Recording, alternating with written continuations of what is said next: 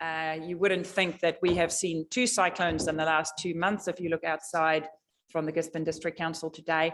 Without further ado, Aubrey, I'm going to ask you to open with Karakia for us. Thank you. Ka pai, morena tātou. I thought it might be appropriate this morning to do a karakia to Wai, considering that Wai is our kaupapa and how we've all been, impacted by the recent cyclone events. So, karakia tātou.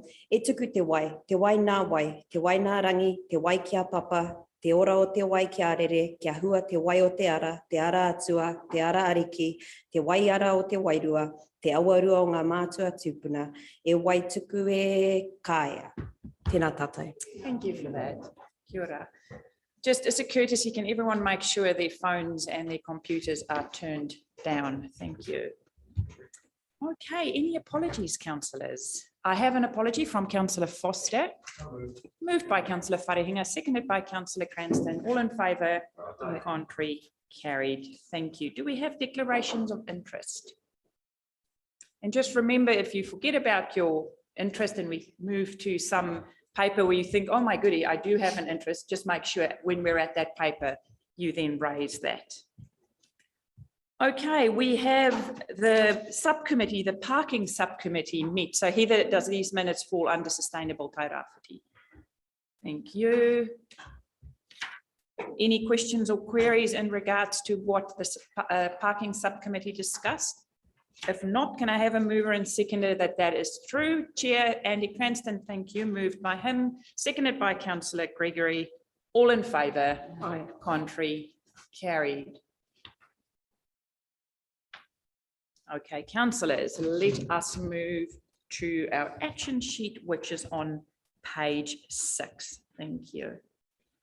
So there's only one item, and that will be given to us at the end of the year. So it's work in progress as the updated time frame at the back there.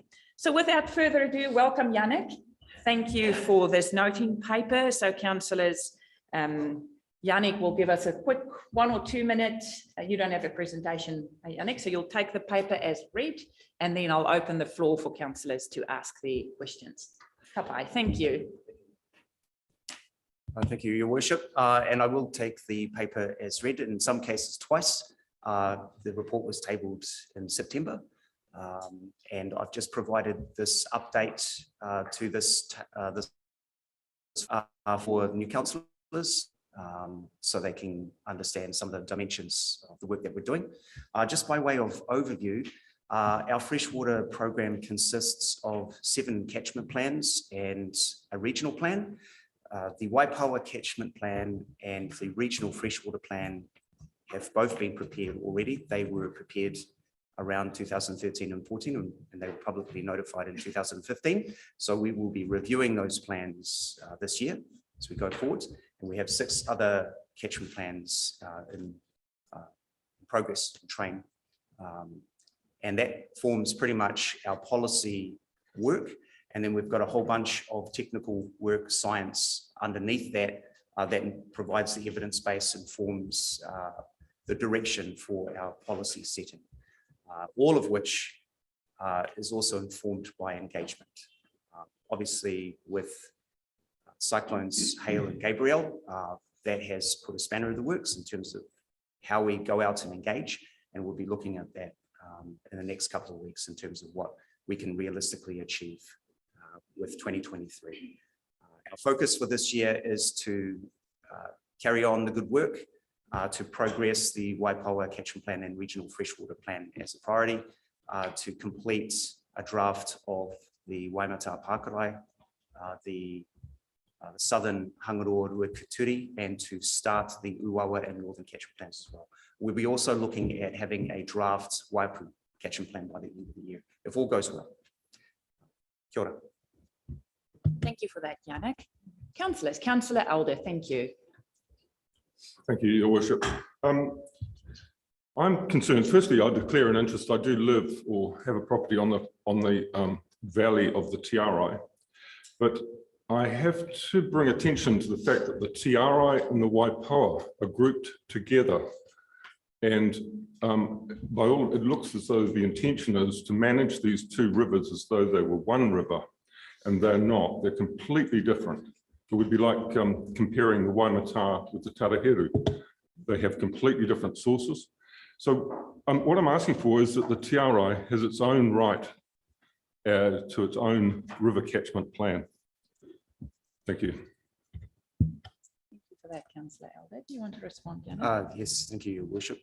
Recognise the differences between the Tairāwhiti and the Waipawa. They exist in separate freshwater management units, and they will be managed quite separately, even though they belong to the same catchment area plan. Councillor Gregory, thank you. Thank you. Thank you for this report. I did ask about the more detail of those on page 27. Talks about the watercourse assessments for Matokitoki, Mangapapa, Waitiata and Waikirikiri. And I do have an interest in the Shelley Road one, which is probably why I was looking for it. And that hasn't come through yet. I'm just wondering when that report is going to be available for us to see. Through you, Your Worship, we can provide those reports straight away. They've been undertaken. So I'll make them available for you, Councillor. Councillor Robinson, and then Councillor, you need to turn your names, the Ria, and then Councillor Pahuru Huriwai. Thanks, Janet. Great report as per usual. Fantastic standard. Page 8, just wanted to make a comment. What's it gone? Sorry, my bad. Page 13. Got some tats minute. So page 13, paragraph 15. The last bullet point there says draft proposals are useful. We observe that engagement can often be more constructive and efficient, and goes on to talk about maybe just really providing a draft at the outset.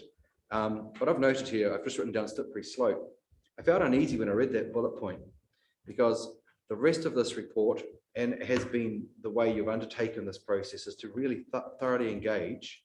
And I know it's been a difficult process with all interested parties, mana whenua, community owners, stakeholders, etc.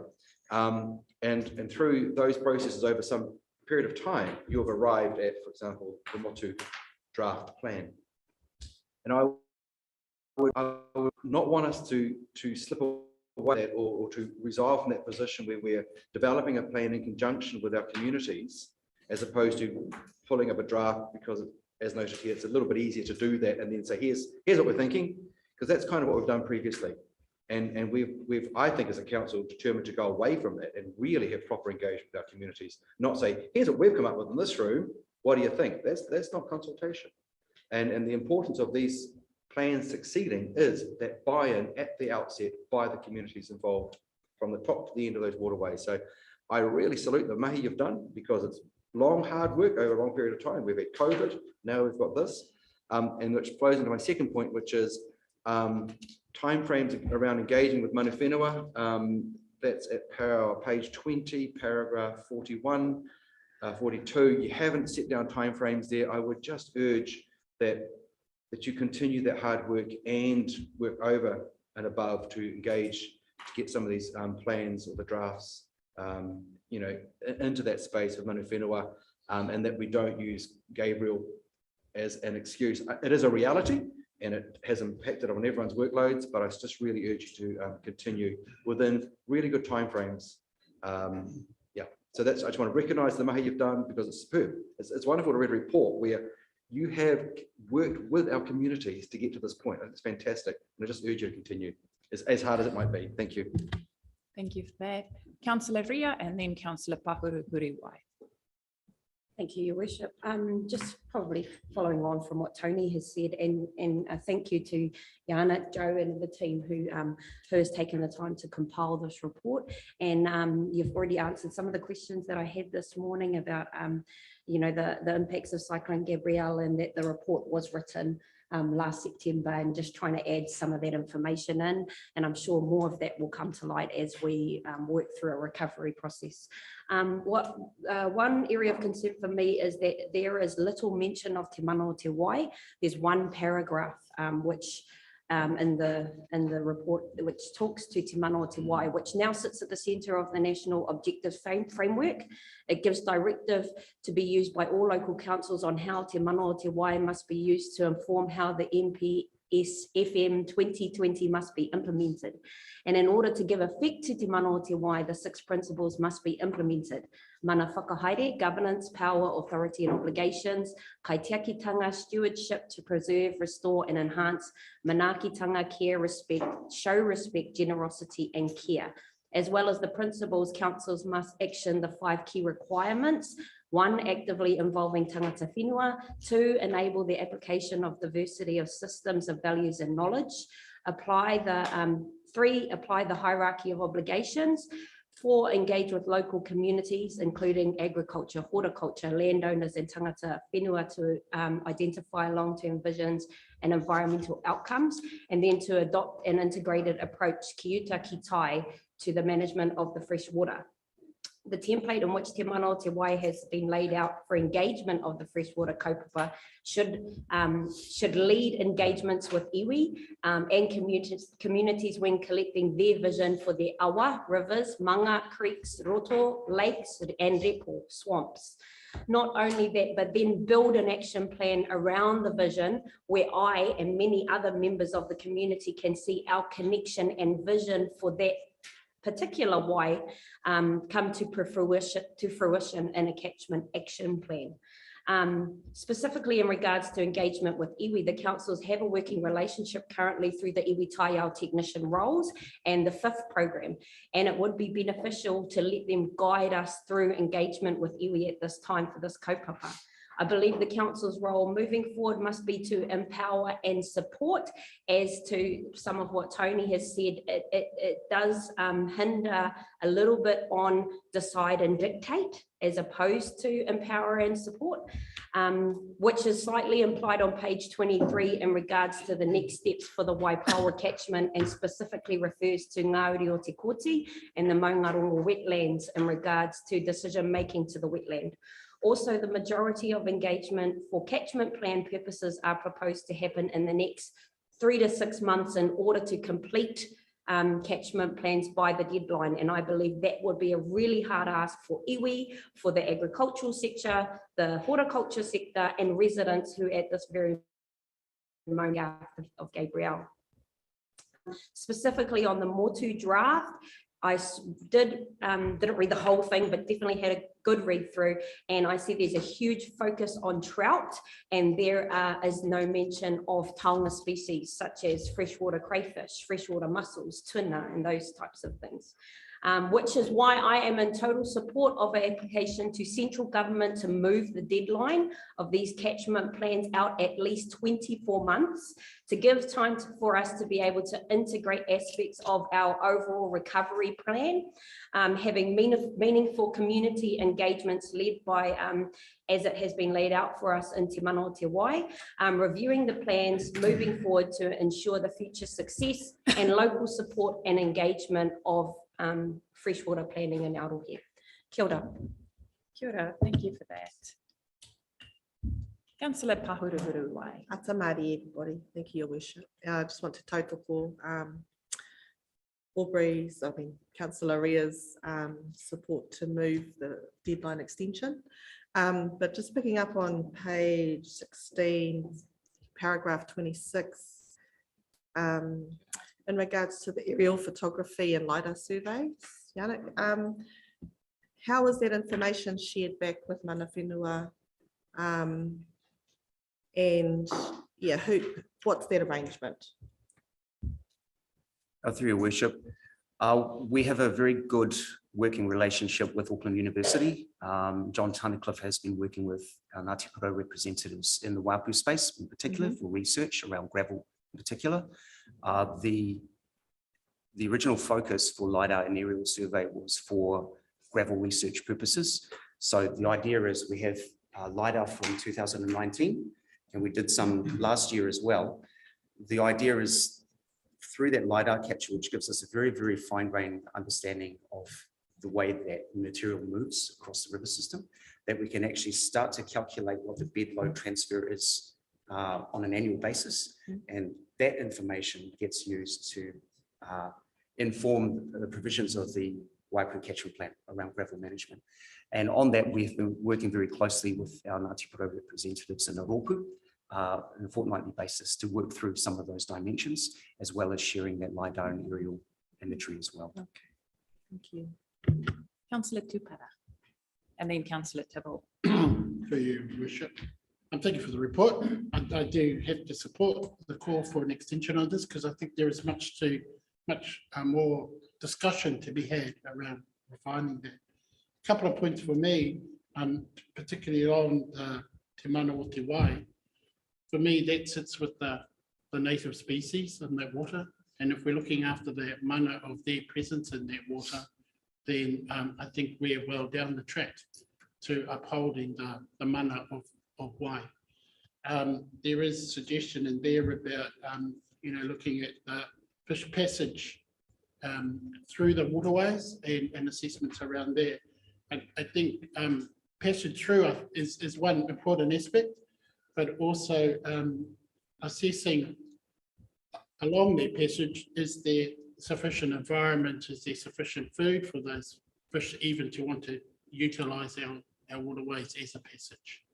And doing one single investigation feels like there are other elements that are not being carefully investigated in as well. It's just for some broadening of that. I do take Councillor Rea's point about the trout. I feel the trout are an invasive species in our waterways, along with carp and other things. And I think there needs to definitely be proportioning out of focus where we're looking at our water. And I can understand there is a whole industry and recreational support for trout fishing. At the end of the day, those are introduced species. And declaring a bias here, it's always going to be to the native flora and fauna and all the work we do. I note also there is very little in some of these big catchments engagement with tangata whenua for whatever reason. I see also there's an appeal with whānau akai and some legal stuff. I had a little peep at that. A lot of what they're talking about is stuff that we should be doing anyway.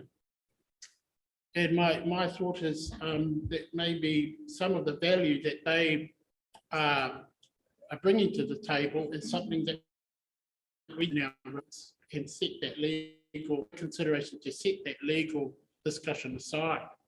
It seems to be counterproductive. I'm not too sure why they aren't on the tangata whenua list. They certainly really fit in some of these larger catchments. And I think, some of what they're talking about should be embedded into our discussion anyway, without the need to take on these legal actions. I can see they could be a bit bullshit because I can just hear my cousin's voice in this, and I've got to declare again, I'm from whānau akai. But I think at the base of it, the connection they want to express that they have is the same for every other iwi and mana whenua group in there. Also, I do feel that the catchments are really large. And within those catchments, there are waterways that, again, might get a secondary look if they're lucky in the big case. I can see why resource-wise we have to tackle those large catchments, but let's try not to lose a peculiar nature of some of those smaller areas, the smaller waterways that are in there, and the communities that are around there. Yeah. Certainly from an iwi and particularly a hapu perspective, those big catchments do capture a very large range of hapu and iwi groups, and ensuring that everybody gets an opportunity to be involved in those discussions.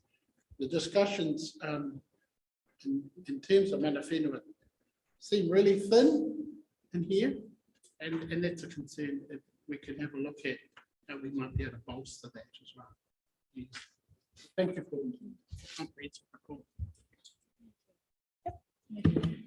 Right, we might get Jean, if you could please comment on iwi engagement in Te Mana o Te Wai, please.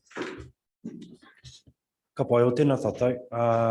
Tūtai ake mihi ana kia koe, Councillor Ria. Nau tō tātanu hui, whakatūwhera ki te reo ngā karakia tāhua rawa atu. E hono ana tātou ki tēnei taonga o te wai. E mihi ana. So, tika tā koutou, very correct in terms of the sentiments that have been shared around the importance of engagement throughout this process, and particularly that involving tangata whenua, mana whenua, and the conversations around Te Mana o Te Wai. So as a Māori responsiveness team, we've worked with Yannick and his freshwater planning crew to actually facilitate the foundations for what that looks like. So we're acutely aware that this isn't a policy, a relationship, a journey where council determines what things look like, and we go and give, I guess, semi-finished products to whānau, to hapu, to stakeholders, to catchments, and say, oh, here's something we've started. He aha o koutou whakaaro, what do you think? The intention, actually, I'll wind back first. I'll start with probably this is the importance of relationships. And so we started a journey last term with the outgoing council. And we adopted a Te Tiriti compass. And the purpose of that compass was to create a foundational baseline for councils from that day forth, never to return, but only to improve. From that day onwards is that we are here to create a foundational baseline and a collective understanding of what's my role as a decision maker within the context of being an enduring treaty partner. What we don't currently have in this region is strategic relationships that are enduring. We have forums where we move in and out. The purpose of the compass is to provide a platform so that this council and councils thereafter are able to create and facilitate the foundations for these enduring relationships so that we actually start to have some mechanisms where the discussions regarding the type of relationship that we desire, the resourcing required, hapu to council leadership, governance, statutory relationships. And it actually needs to start at this level so that we can then lay the platform at the level. I want to be clear that this does not replace the need for relationships and meaningful engagement at the hapu level. I see it as running hand in hand, and that through our role as a council and the powers that sit with us, through our statutory acknowledgements, through our legislative obligations, we require that governance and statutory level. But what we're hearing across the region, what we're viewing, what we're seeing on a daily is the assertion of hapu and their role within these types of conversations, and more importantly, the decisions that are sometimes made around them in the current statutory environment that we have to navigate as a council.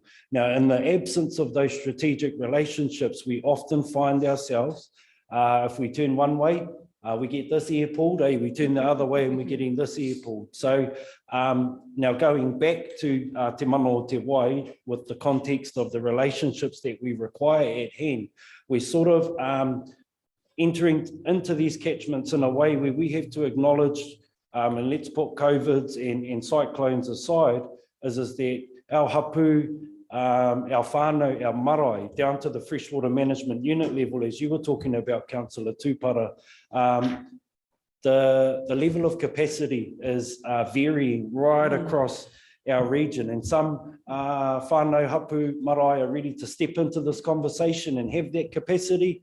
Others, when we talk about Te Mana o Te Wai, they could absolutely tell you what that looks like, feels like, smells like, what that aspiration is. However, their ability to sit within a comprehensive planning process like this, without those strategic relationships, it's not supported. And that we are subservient to central government timelines. They're imposed on us as a council, and then we have to deliver the tricky message. So with that in mind, going back to the intent around to engage is absolutely that we intend to start first through our statutory acknowledged relationships, plant the seed and actually understand we have resource. How would you like this to go? As far as where a raindrop falls and where it flows to determines what a catchment looks like. We are absolutely committed to learning and understanding from tangata whenua, from mana whenua, when we go out into these catchments. Actually, what does your catchment look like? This is where the raindrop flows to, but actually, ko wai ngā whakapapa, ngā marae, ngā kōrero āhapu ā iwi, o tēnei takiwā. So who is this whenua? Who is this water? What are the cultural narratives and the hapu narratives of this whenua?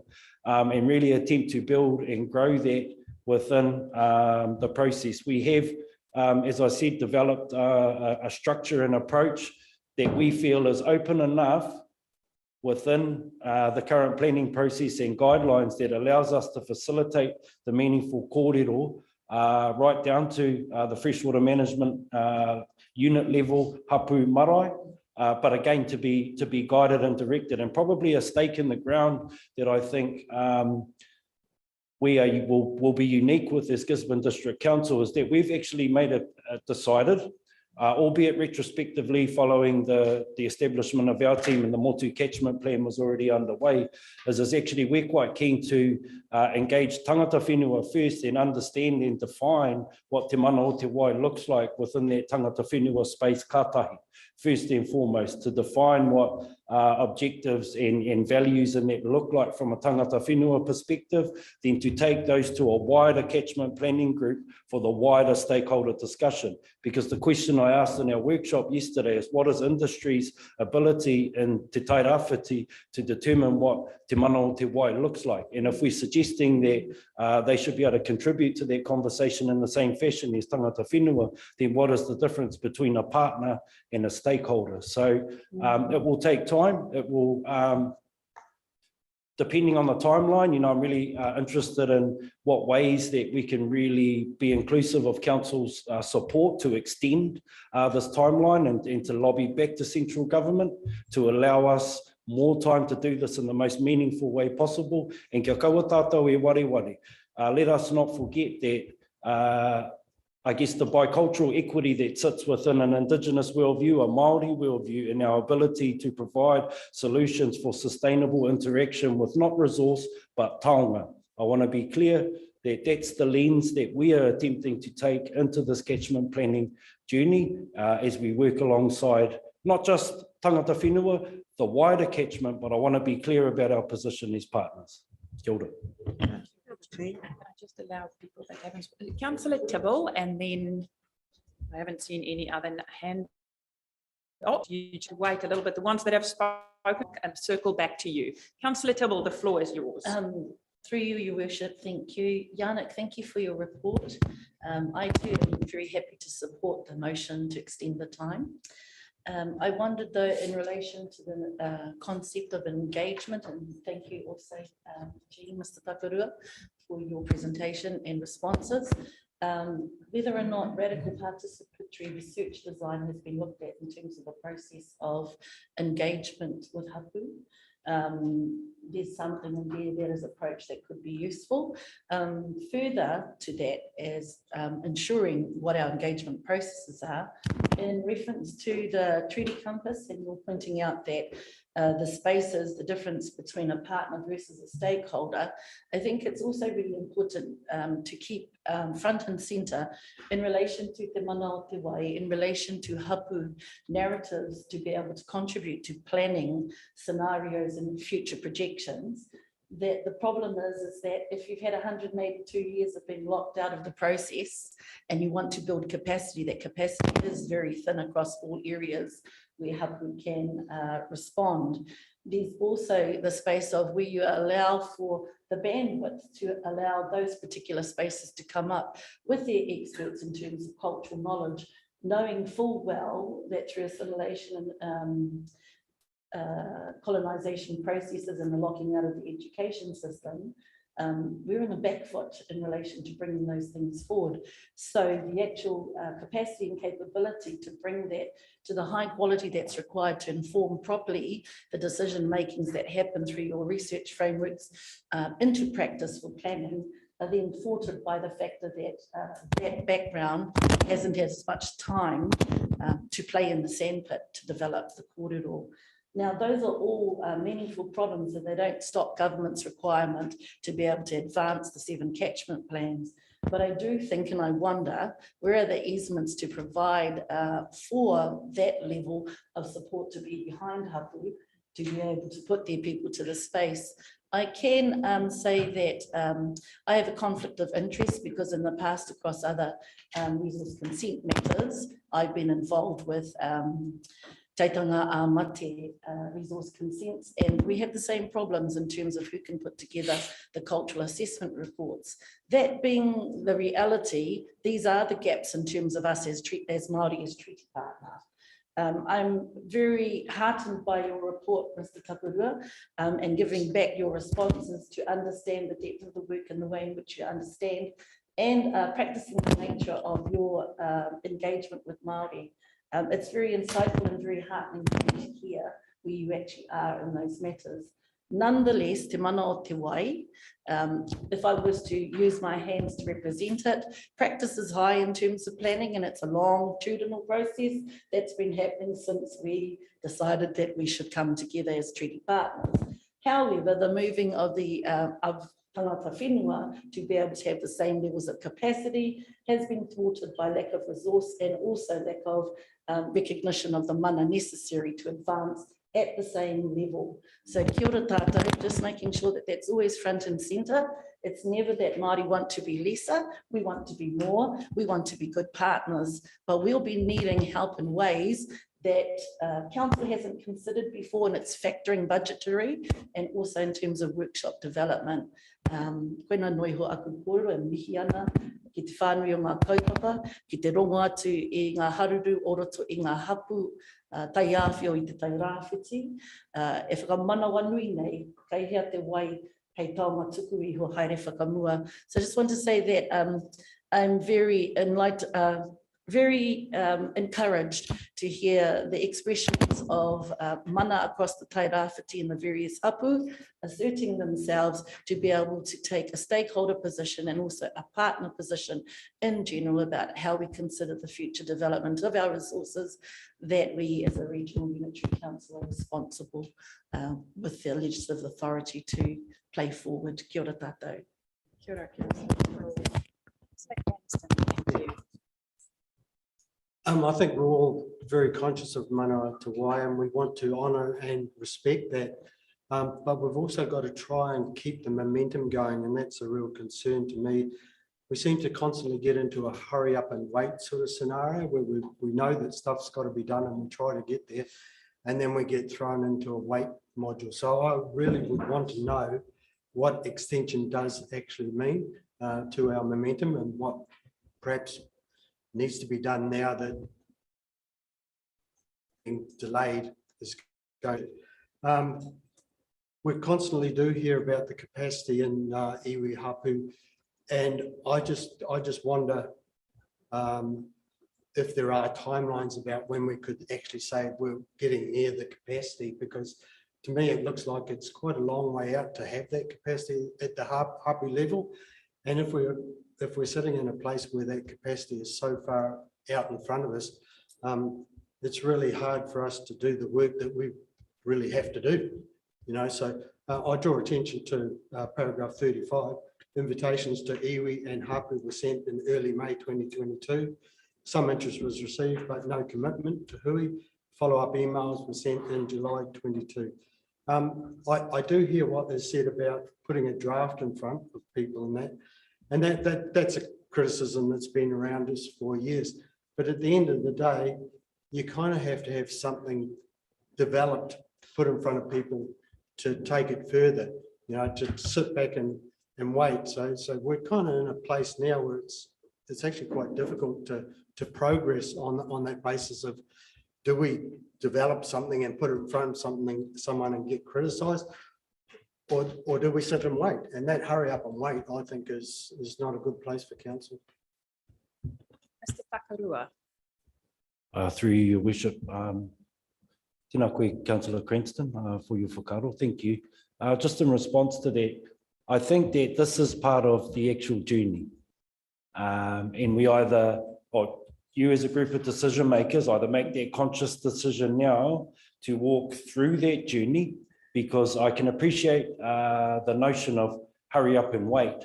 But what I'm quite keen to explore and keen to work with Heather is to sit with council wānanga workshop via the compass and to see actually what hurry up and wait looks like. Because then could we ask ourselves as a council, could you ask yourselves as a group of decision makers, what efforts have been made to assist the wait period? And again, I'm happy within my team to sit down, prepare information to workshop and wānanga through what that might look like. The compass again being a foundational platform for what that journey looks like. And it does really allow council decision makers, us as council, to have a really, really different conversation about then, well, what's our contribution and how are we assisting the current dynamic that we're sitting in? Because I agree that the capacity challenges are there. What I would like to know is that how are we going to step into these conversations? What solutions might we be bringing to this environment to allow us, or to allow hapu, to allow iwi to make different decisions and have different abilities about the way that they can engage with the space? Kia ora, thank you for that. Could Yannick perhaps comment on what extension means? Thank you. Through your worship, one of the most important parts of the planning process is the engagement. You don't have engagement, you don't have a plan. We're really, really mindful of that. We feel like we're caught between the hammer and the anvil. There is work that we can do by way of technical policy review, those kind of things, the preliminary steps. But fundamentally, if we want to develop plans, then we need to have that engagement space available and people to fill it. And that's the challenge in front of us. With the timeframes in front of us, that's doubly challenging. And that's our treaty partners and our community, actually, after cyclone events, have other priorities. They had priorities before as well, and that's what we're having to deal with. But in terms of the timeframe extension, that would give us an opportunity to cultivate that engagement space in a meaningful way, and then progress to plan development in a meaningful way, so that when it comes to publicly notifying our plans, we can have confidence that our plans actually reflect and represent our community's interests and tangawhiti interests in particular as drivers for Te Mana Te Wai. Thank you for that. CEO and then Councillor Parata. Thank you, through your worship. Morena tātou. So just in terms of the time extension, it's not a guarantee. So it is part of the legislative changes that went through. There was emergency ledge that was submitted last night to the select committee on that, and so this was raised there. Ultimately, it will be on the ministers to approve whether or not they will extend to the 2024 deadline. So it's a wait and see. It's no guarantee. Thank you for that. Councillor Parata. Morena tātou. I just want to mihi to the level of discussion that we're having this morning. It's really heartening to actually have a conversation that feels as positive and forward moving and understanding as this one is, though complex and dynamic. It's really heartening for me to hear that kōrero, because it demonstrates where we are as a council. And I know lots of that kōrero is aspirational, but it's good to have those aspirations and set our sights as being an enduring treaty partner. Ka mihi nui kia koe, Jean, mō kōrero, mō whakamarama. I just want to mihi to our Māori engagement team for their insights and for the insights they provide us at this table that help us to have these conversations. We've already had this conversation before about the weights that hapu and iwi and tangata whenua carry in terms of consultation. At any one time, we're consulting on 1,000 things. And I say that from my hapu hat, we're consulting on 1,000 different things at any one time. And it's not that we don't want to engage. It really, sometimes it's about capacity. And so I just want to mihi also to the acknowledgement that right now, after Cyclone Hale first, and then Gabrielle. We're really in need of that extension. So I personally am happy to move that paper.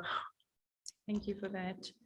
So just touching base, we will then formally also pass a resolution, or we've already asked and submitted on the extension. Hey, yep. So it doesn't, so we can still just note. All good. Thank you for that, Councillor Parata, who's moved our noting paper on page 8. Anyone that haven't spoken yet? Councillor Thompson, thank you. Hey, I see a lot of good work done on the fish passages and stuff. I'm just wondering the effect of the flood on the actual fish species. Have they all been wiped out, or and also the aquifers, if it raises aquifers at all? Through you, Chair, that's a really good question. In fact, we may follow up at our environmental monitoring sites with eDNA. And I know the Ministry for the Environment are very interested in understanding what the effects of those cyclones are as well. We may go out and test those sites to see what's actually left. But at this stage, we don't know. We can only assume with the volume of sediment that was liberated by the storms that the ecosystem health absolutely got hammered. But we'd have to determine that through testing. Anyone who has a Yeah. supplementary question? Yeah, just another thing. It seems like we're doing all this work for fish passages and everything else. It's like we sort of got to me, our priority should be our wastewater going into the rivers and the slash, and then look at that secondary, like look at the big,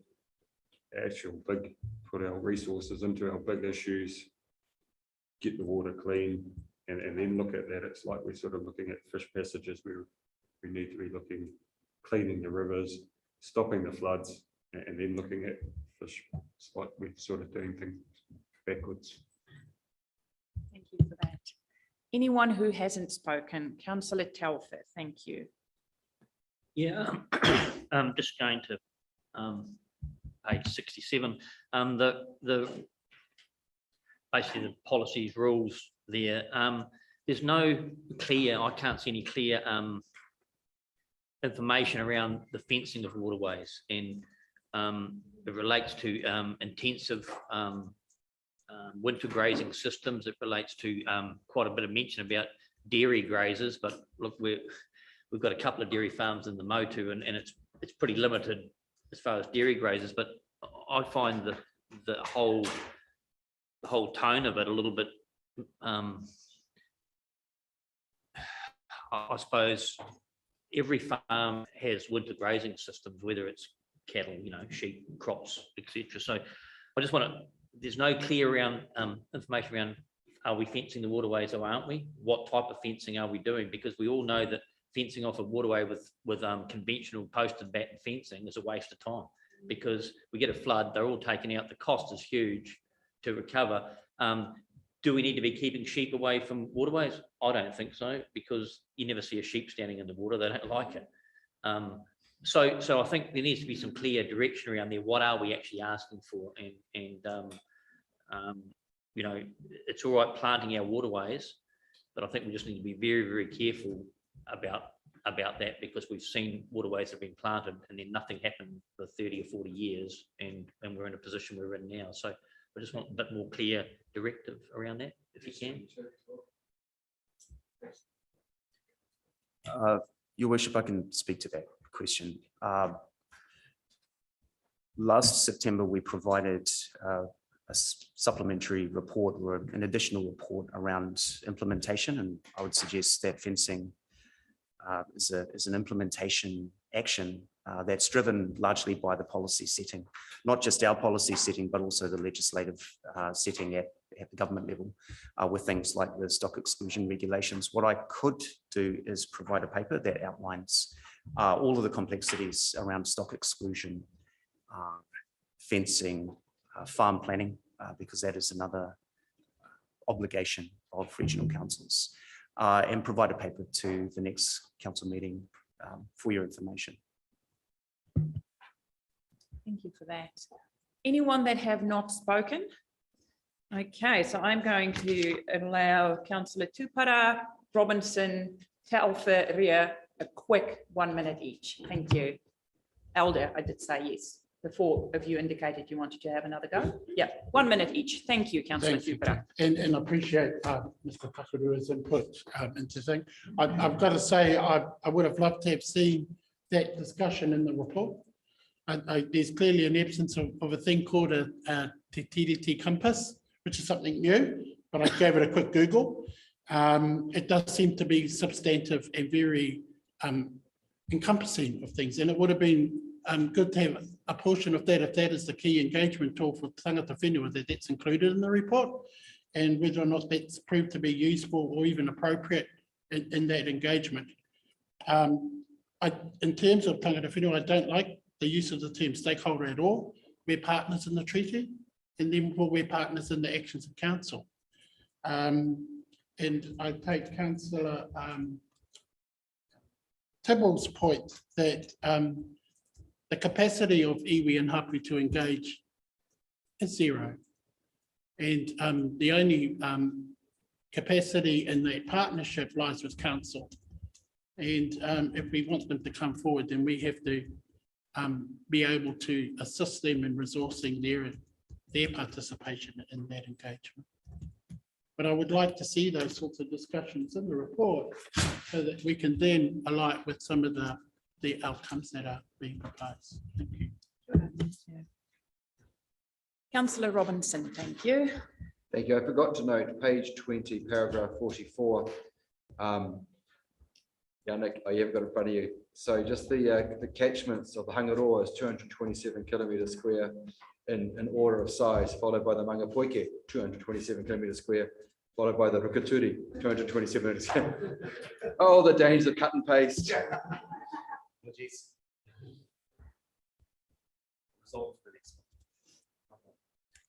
Councillor Ria, and then we'll end on Councillor Elder. Thank you.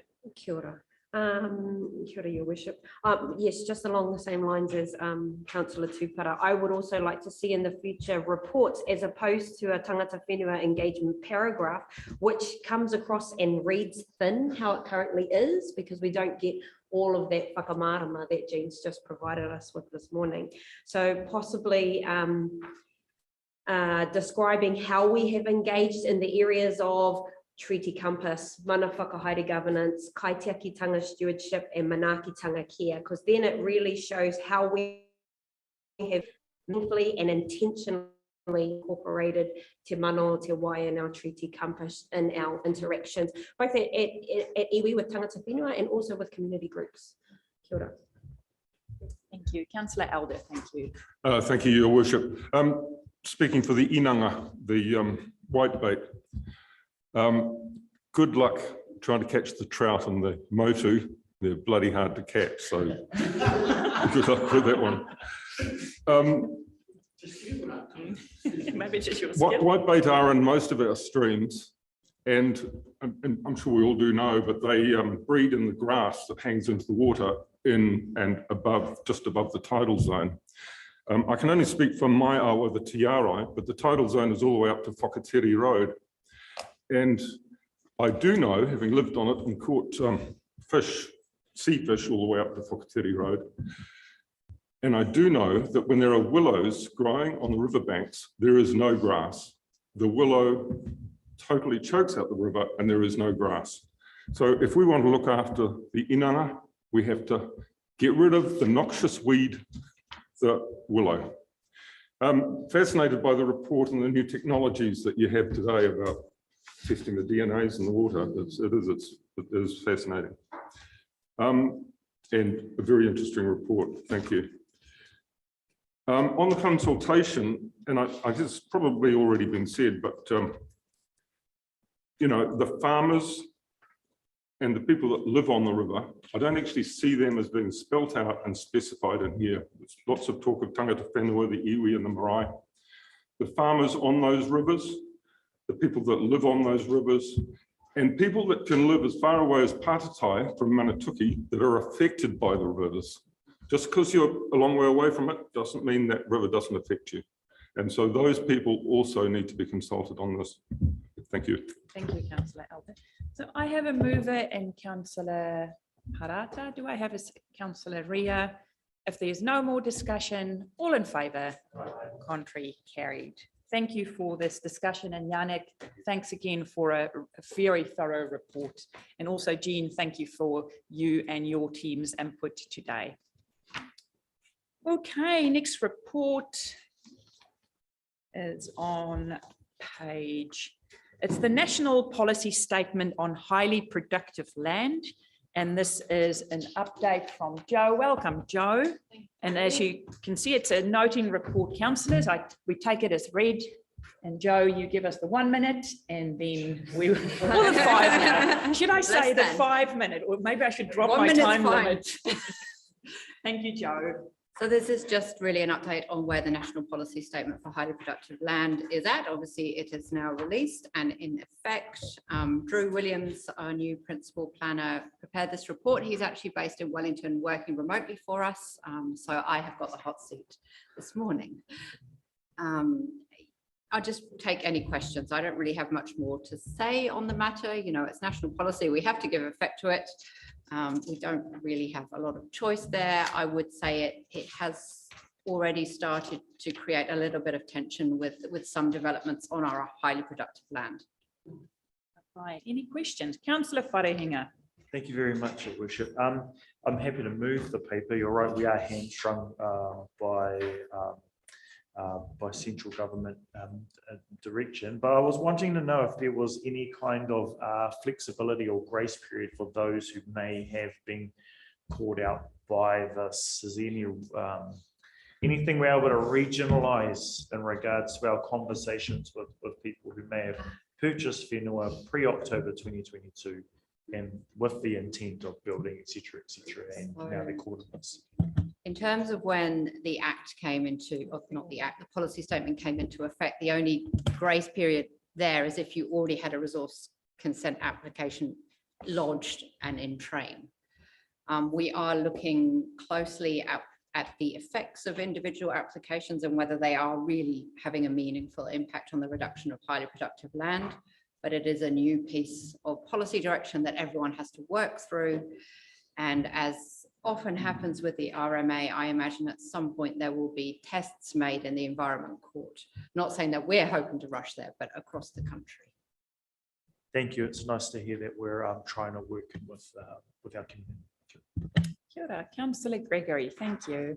Kia ora, thank you. I was just wondering about this land use review that we talked about yesterday, and whether or not we should be waiting for that to be completed before progressing further.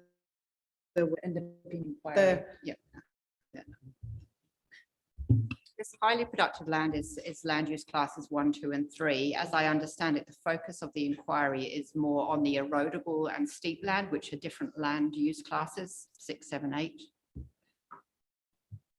Thank you. Any more questions or queries? Councillor Alder. Thank you, Your Worship. Just 2 questions. One, is the standard 1, 2, and 3 land classifications used in creating that map? So you can answer that one later. And then just a bit of a history lesson, perhaps around the 8 hectare minimum subdivide for productive land. Back in the 90s, it used to be a 4 hectare limit, and it was land prices weren't that high back in the 80s, and it was seen that land was being wasted with the footprint of the house and the shed, and there was also quite a resurgence of people that had 6 horses and a motorbike track, and land was being wasted by lifestyle blocks. Land prices now up into the top $200,000 a hectare. 8 hectares is a lot of investment. Now, what's worrying me is the small farmers and the opportunity for a small young farmer to get started on an 8 hectare block and then plant it and then put a house on it is becoming prohibitive. And you just need to drive around the flats at the moment and see that the movement is totally towards corporate farming, a lot of it out of town investors. And so our investment, our flats, the revenue from that is more and more going offshore or out of town. And whether, I know it's not within this scope, but whether we should start considering an area or areas of the flats that could be set aside for smaller subdivisions where people could get started in farming. And if you've got spare time, Google Snodgrass Road in Tairāwhiti, which is a very intensive area of horticulture, and lots of small blocks, highly productive in mandarins, kiwis, and avocados.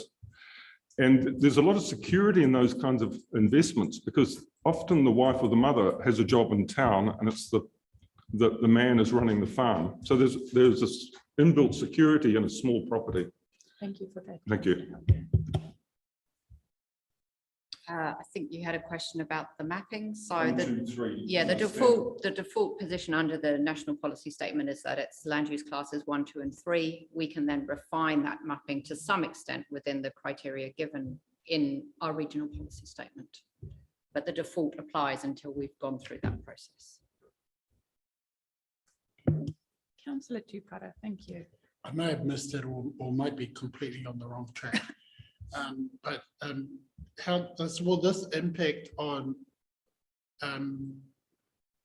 smaller communities wanting to build homes out on our flats, which is likely to, and I'm thinking about the folk at Te Karakia, who may have a small block of family land that, and I see in the report that Māori titled land isn't covered by this, but those that do have general title on Māori owned land, whether or not this would restrict their ability to build and in order to recover from the cyclone, but also to encourage the return of their family members back to the region.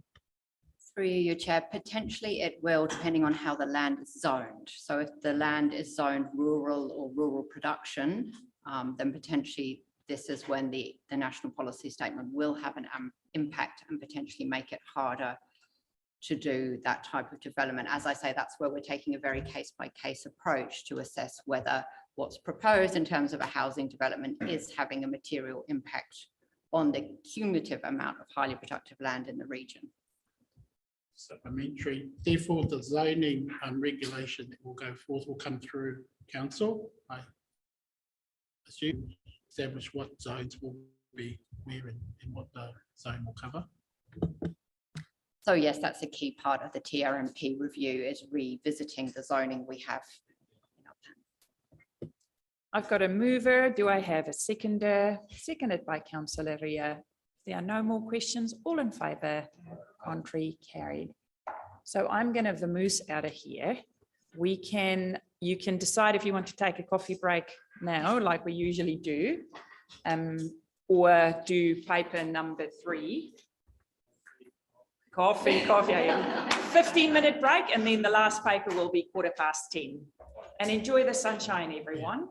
Could through you, with the Prime Minister, Your Worship, mention about the extension we've discussed this morning? I've got about, lots of people rang me yesterday. And said, can you plug this? Kia ora, councillors, welcome back. I'd like to bring us to our third and final paper for this agenda. It's page 87 of the agenda, Development Contributions Policy Review. It's a paper for noting. Take the paper as read. However, Charlotte and Malcolm here, welcome to our hui. Have a presentation to take us through. I'll hand it over to yourself, Charlotte. Just quickly before I hand over to Malcolm to go through the PowerPoint, the idea behind this paper is a little bit twofold, to give you a little bit of an update about what we had planned to do, and I'll just kind of give the caveat that we started working on this project in October last year, and obviously looking at what that might mean post cyclone, and it is also dependent on what happens in the LTP space as well, just because of the dependencies around the project costings there, and that, but and also the other thing that to kind of preface around this policy review and is when we did the policy review under the last LTP, the idea that for this review was to go sort of back to first principles, kind of more of that blank page approach rather than trying to update our current policy. So that's kind of the context in which this review process sits in. And then I'll hand it over to Malcolm now, who's going to talk to you a little bit more about development contributions and what they're all about and the complexities that sit behind them and what we're planning to do in this review. Thank you, Charlotte, Chair. And I was part of the review 3 years ago here, so I've met a few of you, but I see a lot of new faces around the table.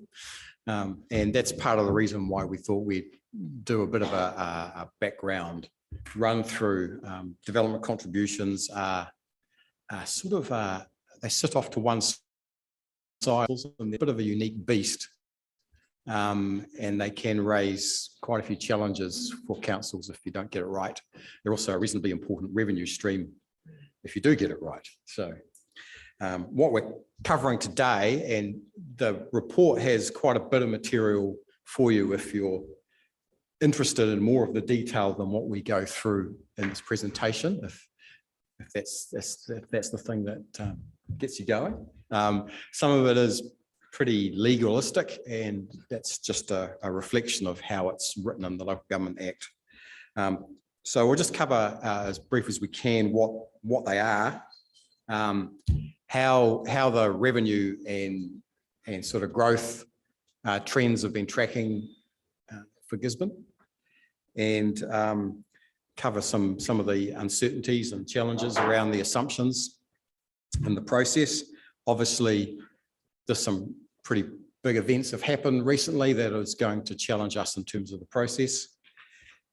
We have some specific issues which were raised in the last review and were sort of parked for this time around to really look at. And they were some of the issues between greenfields versus infill. At the moment, basically they're treated the same across the Gisborne urban area. And the complexity around some of the non-residential categories and the way that's worked out. And there's also the current policy only has mainly 3 waters and transport, has very little of the other parts of council growth assets in it at the moment. And so that's an option for you that we'll cover. Obviously, there's a couple of sort of really large elephants running around the room in terms of the process. One of them is the cyclone, obviously, Gabrielle. And the other one is the 3 waters review. And I'll just cover what that means, because when we talked about doing the sort of in-depth review last time, of course, 3 waters was not on anyone's radar at the time. And I'll just cover how the profound impact that'll have on the development contributions policy. And hopefully all that won't take that long. So first off, Gabrielle, and the impacts on the process. Obviously, it's had a massive impact on your residents and businesses, as well as the council itself. And the impact on this is mainly around, I guess, how you go forward in terms of the process around the long-term plan. I heard you touch on it in terms of the emergency bills that's in Parliament at the moment, and whether or not there's going to be another one that gives you what you asked for in terms of options around process. We will just deal with that as it arises. We just assume that we carry on and keep calm and carry on until someone tells us otherwise. And we'll just have to deal with how that fits in with whatever process that you end up doing running into July 2024. There are some quite interlinked processes between the long-term plan, the assumptions, and the development contributions policy. Some of them will probably be questions to talk to lawyers about if we get to that point, because it's not something that's happened much before, although it did happen after the Kaikoura earthquake back in 2017, 16, 17. And Kaikoura did similar sort of thing. Overall, the DCs are, while the number, and we'll show you the number later on, but it's, around $1 million a year at least in revenue. It is a small part of your overall funding for capital assets, but it's a significant part of funding for the growth-related assets. I'll cover off a bit more detail about what that means later on. The council's got a legal responsibility as well as your strategic objectives in terms of growing as a district and providing more housing and business opportunities. And all those developments need to be serviced, structure. And then, so this is a question around who pays for it and how that's distributed across the developments. Development contributions can only be charged for the capital costs of growth-related projects. That's as you define them in the long-term plan project list in terms of the split between renewals, level of service increases and growth-related stuff. So the DCs can only be charged towards the growth-related costs of infrastructure. And it's linked pretty intimately with the assumptions and the projects that are in the long-term plan, hence the issues if you don't do a full long-term plan as to what that means. We'll work that out when we get there. But the whole concept of it is to help in a fair and equitable way to help fund the growth in infrastructure. Someone has to pay for it.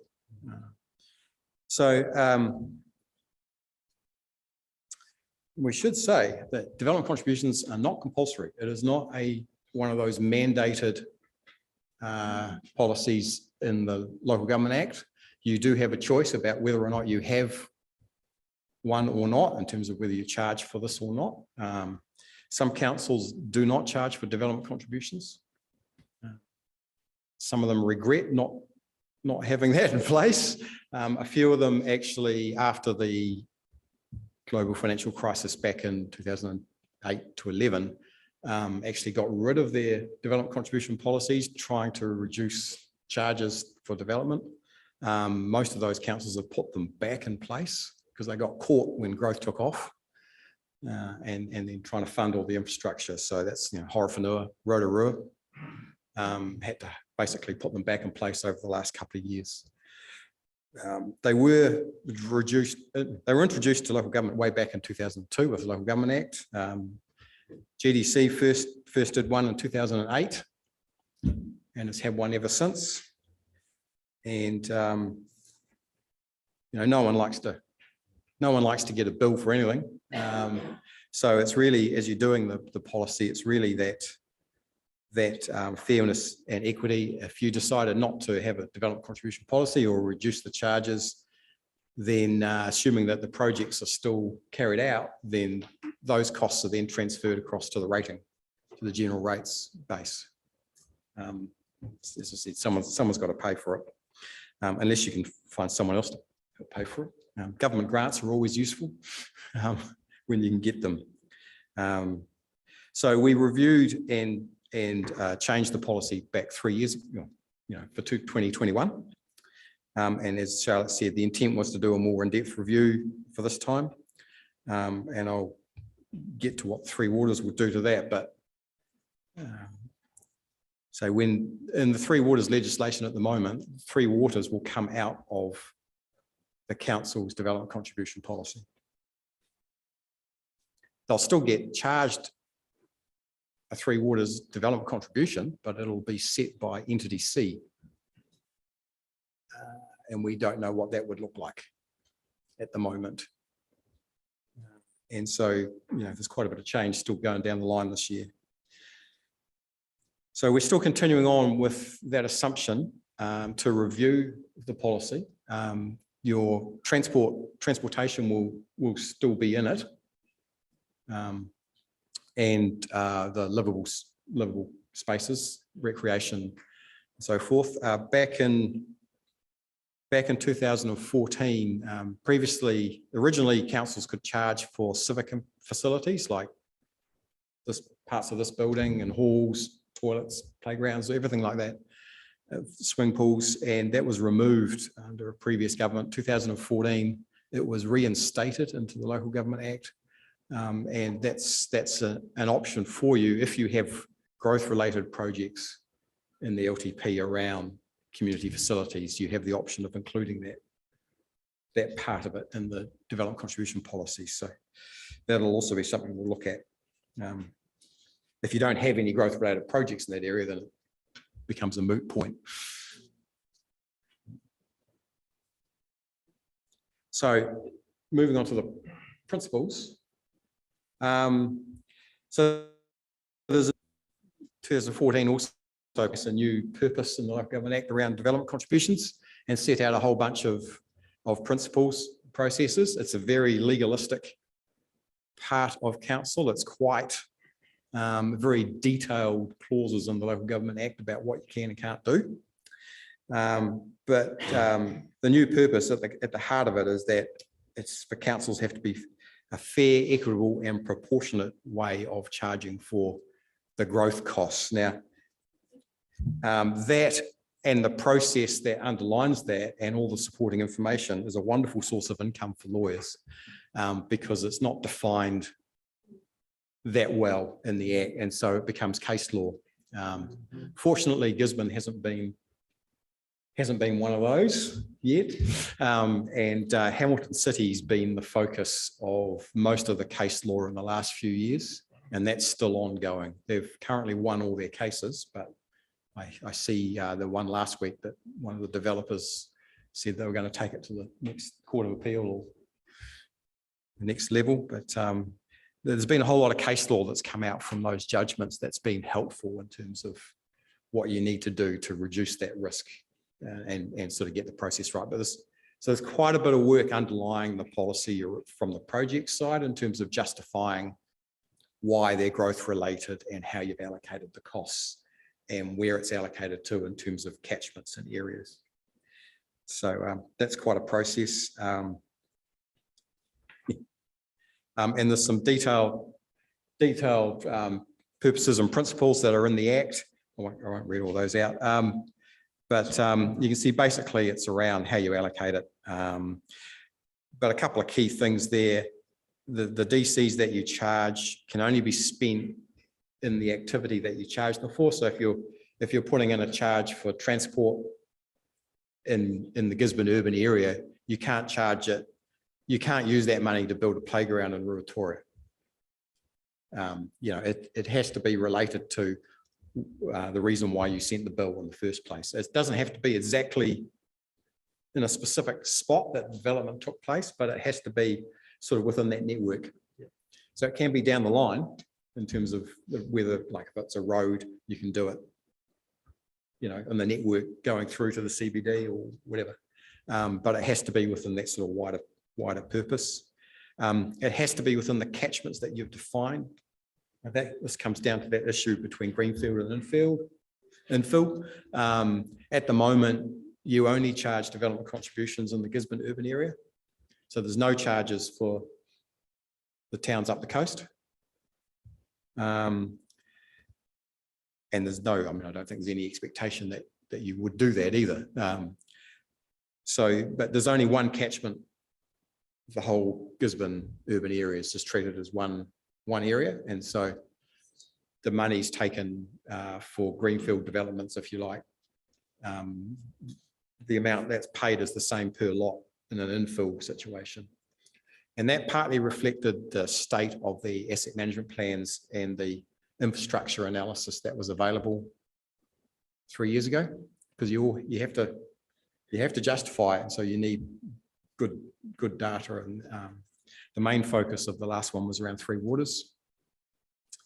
And your team was in the process of getting more information together to sort of identify those costs, which you have a much better understanding of now, which underpin your applications for the infrastructure acceleration fund in terms of the infill intensification, all that sort of stuff. So that'll all be that would have been in the mix, if it will be, depending on what happens with Three Waters. So the other thing is that the council needs to balance the fairness and equity We talked about that geographic areas. So what you can and can't do. So as I said before, you can't include any of the costs of renewals or a level of service increase in these things. You can only charge for projects that are actually in the long-term plan. We can charge specific infrastructure, which we don't have at the moment. All the assumptions and the forecast, the growth forecasts all have to align with what's in the long-term plan. You can't double dip. So if a project's being funded from somewhere else, say like a government grant under the IAF, you can't then include those projects in the development contributions thing. Spend it in the defined area. You have to explain it. There is a complex and defined process of objections and reconsiderations under the Local Government Act. So there is a process in place that's the same as what's there now. And that escalates through from a council officer review through to a commissioner, appointed commissioner's review through to a high court and so forth. So these are the current charges. The whole thing's worked out on a charge for a standard residential unit equivalent. So basically one residential lot as it's subdivided, or if a house is being built that hasn't been picked up before, these are the charges that are made. Yes. So is a development a single house? It's worked out on a single house basis. And so if there's a subdivision of 30 sections, they'll get charged 30 times that. That's what you, if you're subdividing your backyard, yes. If the section is already there, yeah, there's different processes in terms of when the house is built. If you're doing alterations and additions, it doesn't trigger. It's only if you're building a new dwelling or a new business property.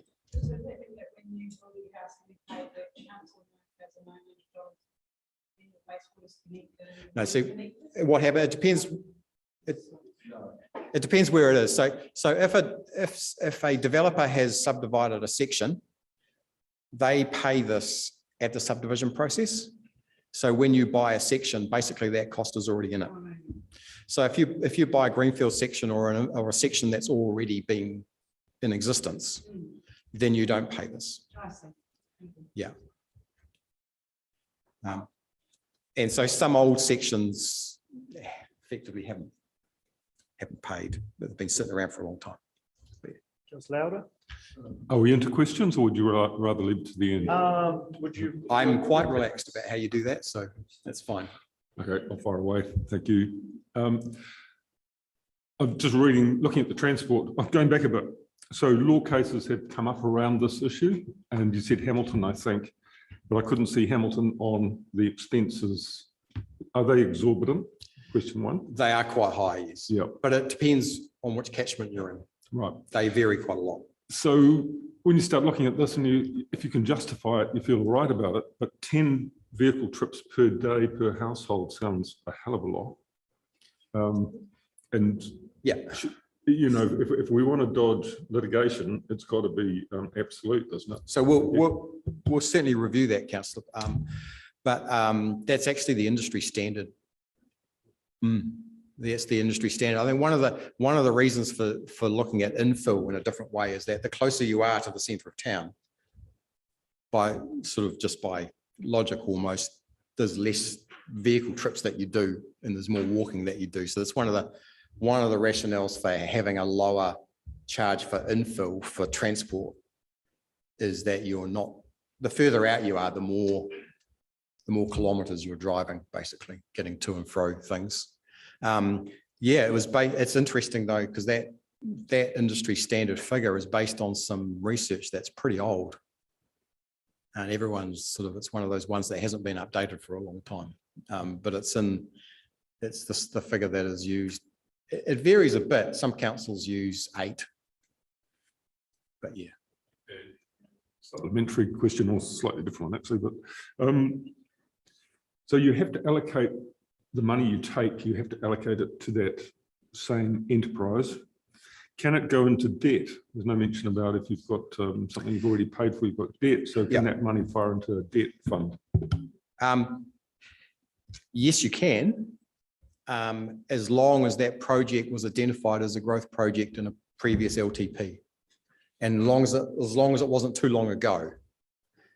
So if you did a growth-related project from a couple of years ago, then you can include it in the things to claim back. But it can get a bit tricky depending on what was the basis for the funding in the previous LTP, because obviously if it wasn't identified previously, then it was being funded from somewhere else. So it can get a bit tricky, but certainly you don't sort of start completely new policy. The previous stuff that's still being funded carries on and is part of the charge. You can also fund, in some cases, you'll be planning to do a big project, or you are doing a big project now, but it will take 10 or 15 years of growth to pay off, because you're providing the infrastructure capacity now, but it's only being funded gradually. You can include the cost of the debt financing, the forecast debt carrying load, that can be included as a component in the DC charge, which it's currently, we didn't do that last time. That was a step beyond what we had the information for last time. So that can be included, and it's on our list of things to look at. I mean, you only do it if it's worth doing, because there's quite a lot of admin to, the finance team's got to track these things at an individual project level to do that across time. Thank you, Malcolm. Councillor Pahuruhuriwai. Thank you. It's helping me understand all of this new stuff to me. So thank you. A couple of questions. One, I still haven't, I think I read it somewhere, but the difference between infill and greenfields, please. And then the second is, so they get charged, this is like a one-off charge, and then there's rates after that. Okay, thank you. Yes, so greenfield is basically land that hasn't been used for housing before, generally on the outskirts of an urban area. And so the developer is providing all of the infrastructure within the development, but the council is then, there's a need for the council to provide the trunk, like the trunk main, the road that the subdivision sort of feeds into, and also the local neighbourhood parks. And also those extra people then use all the other resources, coming into the city, which might be, you need over time, you might need a bigger library, local halls, all that sort of stuff can all be factored in just for that percentage increase in the population. Thank you. And infill, of course, is basically stuff that's already developed, but when you subdivide off the backyard in town, that's an infill. When Kaingaora is doing almost all of their developments, that's infill at a much higher density. Okay. And of course, when there might have been 5 houses on quarter-acre sections, and then Kaingaora builds quite a few units, and all of a sudden you've got, instead of five households, there's 30 households. And so the load on the local playground.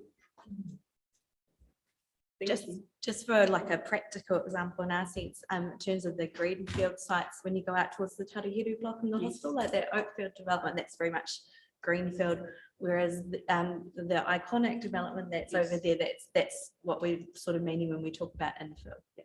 Get it now. Thank you. No worries.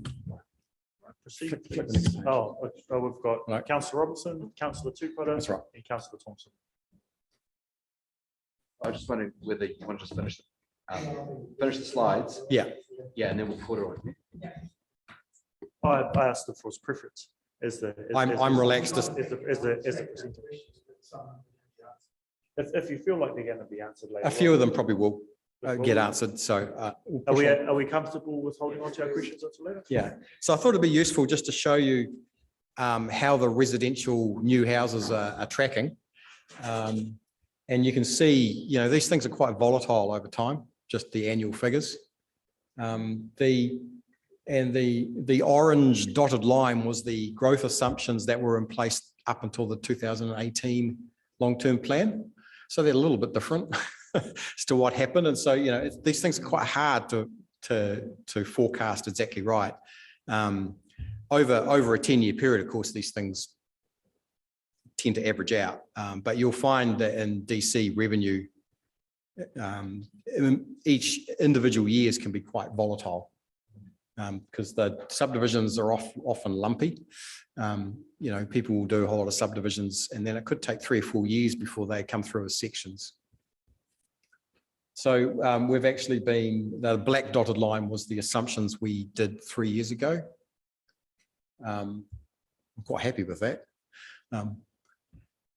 This is the Gisborne urban area only. And so we've just in the last few sort of 3 or 4 months, things have flattened out in terms of housing. I see there's the big Kangawara developments that'll probably bump that number up in the pipeline. Yeah, so yes, it's just the volatility is something that you need to remember. Yep. So a couple of key sort of overriding policy decisions that were made last time was that 100% of the growth costs have been included in the development contributions. So council can choose to have that number anywhere between 0 and 100. And that's about what's fair and equitable. So in terms of all the projects that were in the long-term plan, there was a couple of activities that we didn't include, obviously, but basically all of the growth-related costs of CapEx were included in the numbers that generated the DC charge. You have quite a lot of choice in those things. We also included a 50% remission for small dwellings, for basically like 1-bedroom units.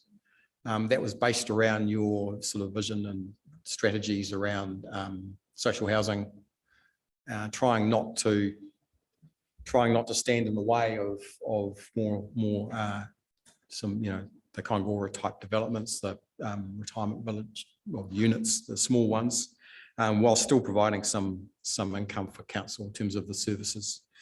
It's basically reflecting the reality that those units have on average only 1 or 2 people in them, as opposed to the average house, which is 3+.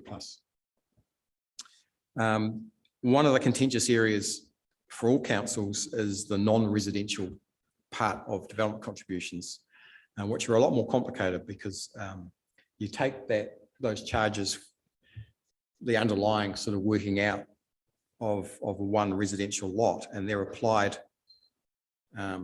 to a non-residential categories like manufacturing, warehousing, transport, and it's quite hard in non-residential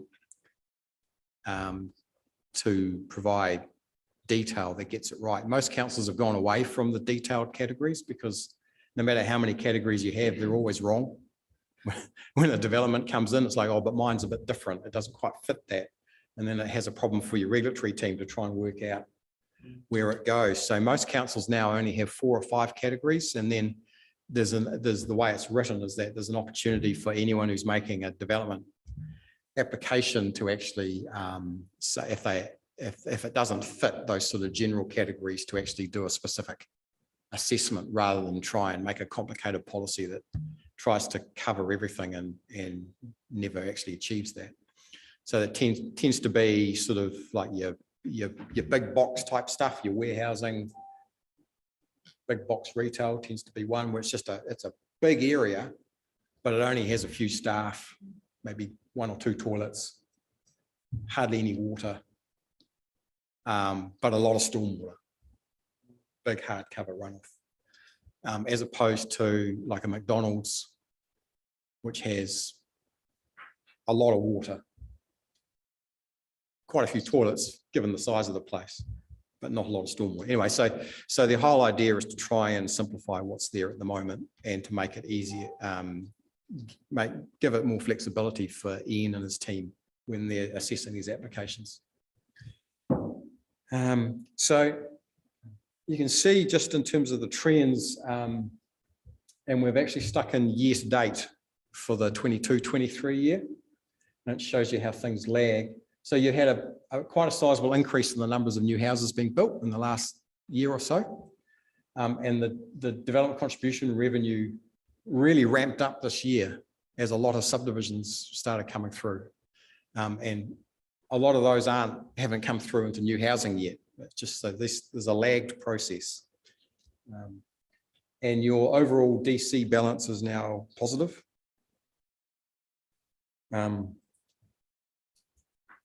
So that's sort of money building up in the kitty, if you like, for, towards the growth projects that are in the long-term plan that have yet to happen. Yeah. And just thought it'd be interesting to compare you with some other councils of sort of similar, but or neighbours. And you can see that you're relatively, despite the fact that $10,000 looks like quite a lot of money per the low end of what some councils charge. You might have seen a couple of weeks ago there was an article about Auckland City talking about a massive new development area at Drury, and they were proposing $80,000 per lot, and the developers were pushing back somewhat, understandably, saying it's not going to work. Yeah, it's just the costs of doing the stuff that can get really big, the infrastructure, and then who pays. So, and I know Tairāwhiti, which is on there, Tairāwhiti is up towards $40,000 in greenfield areas at the moment. Rotorua is pretty new, and that came in just a bit below yours. And there was I know there was a lot of political considerations as to they wanted to keep it. They brought it back in, but they kept it quite low as their first few years. There was quite a bit of debate about that. Right. Okay, so we've touched on this. It's really hard to get the assumptions right, as you know, in terms of the long-term plan, and these things move around quite a lot. Probably at the moment is one of the most difficult years to forecast these things that there's ever been. There is a lot of things going on that impact on population and house building. And it's really hard to know exactly what's going to happen. Some other things that we need to think about. Your population estimates have substantially increased over the last 3 or 4 years, just from terms of the Statistics New Zealand estimates. The current census will be very interesting if we can get a decent result in terms of the coverage. But you know, there's a lot of uncertainties around how many people are out there. You also have a couple of other things that you've done in the last year, which are quite major. The future development strategy that's ongoing at the moment, and your housing and business assessment. So everything needs to line up, be consistent with the sort of wider planning framework and assumptions that are being made. We have this big uncertainty with following the cyclone in terms of the ability that you're talking about, possibly maybe deferring a long-term plan process or doing some other sort of process as a recovery plan. As I said, that's quite an impact on the process that we'll have to follow as part of that. Whether or not, as a result of the floods, that there's a change in thinking about where future growth takes place, that has an impact on this quite a bit in terms of the catchments, the areas that are covered for the charges. And I don't think that's probably going to be worked out anytime soon. That's going to take a wee while to work through. There's a whole lot of changes going on in terms of people leaving and arriving into the country with immigration, and how many people are going to leave and go to Australia for better opportunities. You know, there's no evidence of a mass exodus at the moment from anywhere, but you know, these things are pretty uncertain at the moment. And then, of course, there's a whole lot of government policy changes going on, including changes to the policy changes, chucking them on the bonfire. You know, the Prime Minister's announced that his announcement on what is going to happen with Free Waters is about 2 weeks away. There's no indication that that's going to stop, but whether or not that gets, well, I mean, it might get pushed out a year, or maybe just a couple of words get changed, who knows. So we'll see. And this is the sort of a little bit of the population trends. And based on what we were thinking about 3 years ago, the actual outcomes have been a bit higher, or reasonably quite a bit higher in terms of the population. And we use that in the 2021 assumptions were the orange line. Statistics New Zealand medium growth projections are the dotted blue. The actual estimates in terms of what's actually happened is that red line that's spiked up. And that's the green is the sort of the latest high growth scenario. So the council staff are sort of looking at the growth projections for the long-term plan now, and you'll be seeing that sometime in the next wee while. Look at. Okay. I think we've gone through most of these.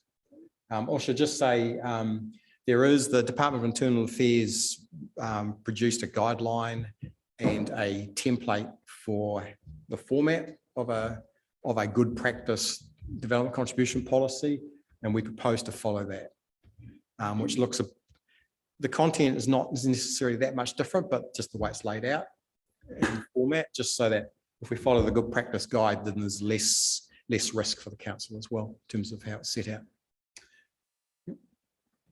So, significant risks. The risks of the council is when you're doing this infrastructure growth stuff is that if you put it in the ground and put it in place and then the growth doesn't occur, you're left holding the baby, so to speak. And there, you can't get around the fact that, as you development contributions, they are a cost to development. And so they do impact on margins and on the cost of sections. But if they're not charged, if that's not done, then all ratepayers in the area have to carry that. So it's a governance issue.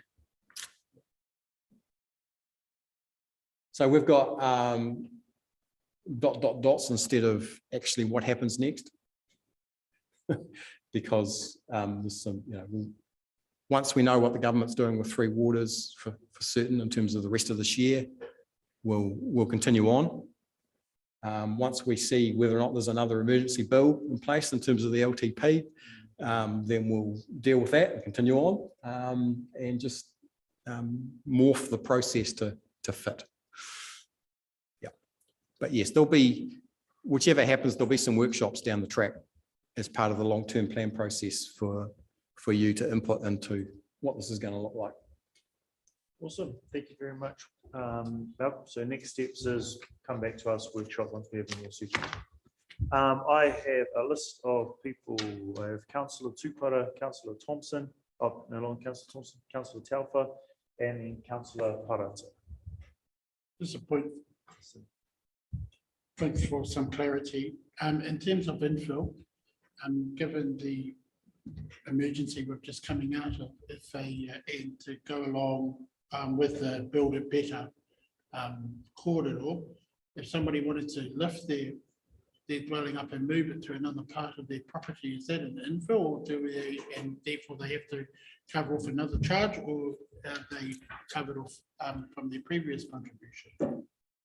If it's on the same property, it wouldn't get a charge. Okay. Additional to that, this is assuming that it's the same, like there's not one dwelling going to two. Yes, well, but it's trying to touch on the make it better.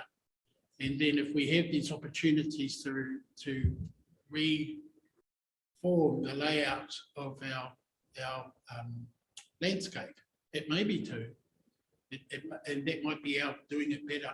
That whilst we're looking to expand our housing asset, that doing it better might require them to or accommodate them to do that, and whether or not they'll be charged to move their property.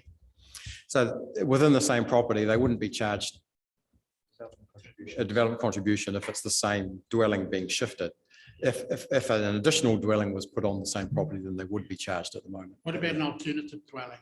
So that the flood's been through, so they're knocking that over, they're going to build something a bit bigger and better going forward, and that's the dwelling that goes on.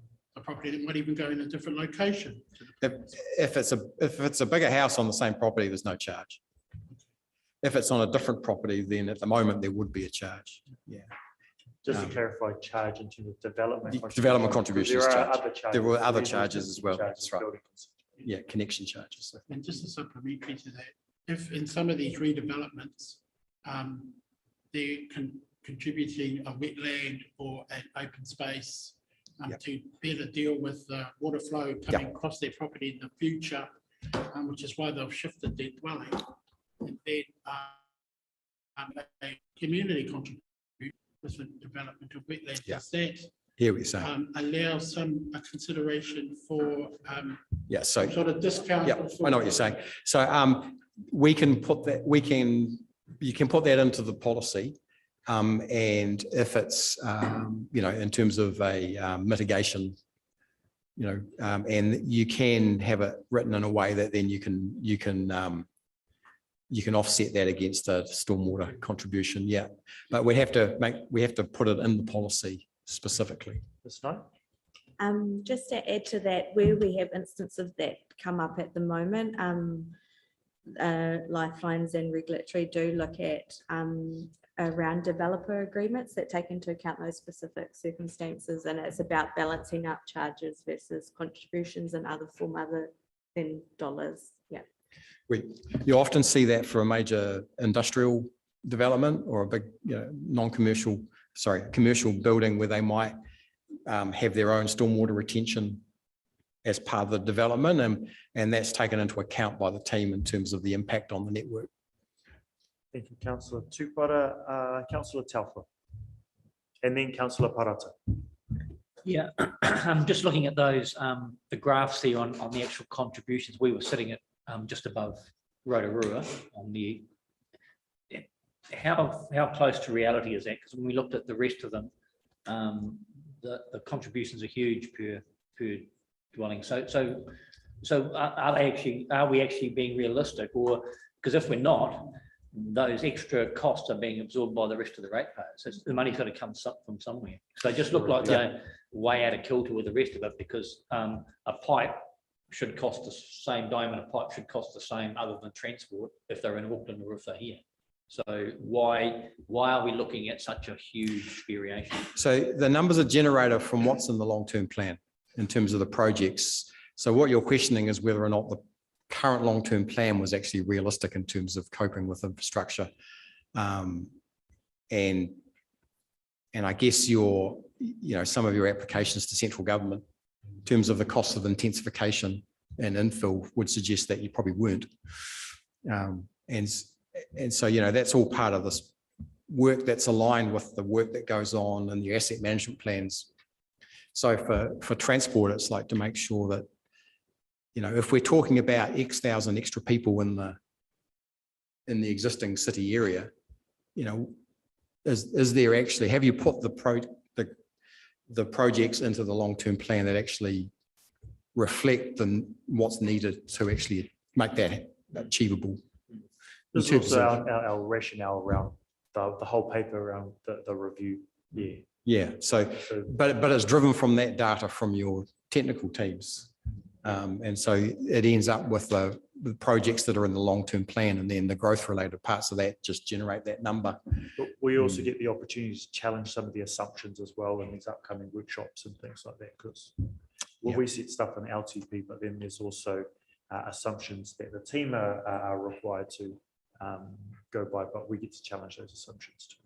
Yeah. So you're bang on in regards to your question. Yeah, but if the existing capacity is enough in the, particularly for roading, if the existing capacity is fine for another 10,000 people, then there's no need to have growth related projects. I'm not saying that's true. I'm just saying it's like. Just thinking that's a big statement to put out there. Yeah, but I mean, when you look at the traffic and the traffic congestion in Gisborne compared to the traffic congestion in Tauranga or whatever, and you're not talking the same sort of level of impact. But at some point you will. It just depends how much you grow. Yeah, I was just questioning the reality of the number, because we only have to look at since COVID, and COVID seems to be an excuse for everything. The transport costs have gone up, everything's gone up. The cost of getting a you know, everything's sort of gone up, nothing seems to be coming back to reality. And so the costs must be reflected, and I'm wondering just how often does that figure get tweaked? Okay, so I should say that there is a ability in the Local Government Act and in the policy to index that number by the Producers Price Index, construction index. So I think that'll be, you know, possibly part of your fees and charges discussion. I guess in just some additional context is we've come out of a period where we haven't had high growth compared to perhaps some of those councils in that graph, whereas we're starting to head into that now. So we start to see more growth projects perhaps being needed. And the other thing I guess is to keep in mind is as Malcolm, depending on the project, perhaps not 100% of it is related to growth. Perhaps some of it is related to level of service. Like for example, if we're having to go in and upgrade it for growth, we may need to upgrade it to whatever the newest code of practice or something is well in that space. So that's around level of service. It might be an older pipe as well. So there's an element of renewal to it as well. So each project is quite specific, and it so you do very much, you're almost looking at it, you know, like by pipe to get that allocation breakdown, and that's the work that goes in the background of that asset management space. And we had to do that as well when we went through the funding process for the Infrastructure Acceleration Fund, and it is quite an intensive piece of work to do, and I got a very real appreciation for that through that funding application. Thank you, Ms. Knight. Councillor Parata. Aroha, I actually don't have anything to say at this time. I accidentally bumped the button. It's fine. It's fine. Thank you very much, Councillor Parata. Councillor Cranston and Councillor Robinson. Yeah, thanks for that. I've been involved with this for quite a while because I've paid a few of them over the years, so I've got a bit of an understanding on it. The specifics of council should sufficiently inform what it's being used for, and then that's covered off by what's in the long-term plan. That's why I've always been one to try and get infill housing at a different category to greenfields housing, because you do a development over and out at Kaiti and they say, well, what's in the long-term plan? Well, there's all this stuff happening at Lytton West, and you're kind of sitting there thinking, well, nothing's going to happen to the road. I'm not going to get a new park. My water capacity is fine there. So that's the driver of the difference between infill and greenfield. So I will continue to be quite strong on that as that sort of analysis of, you know, why you should pay them. Rob's point about the difference in the payment between different areas. I mean, we look at Nelson, which is 4 times ours.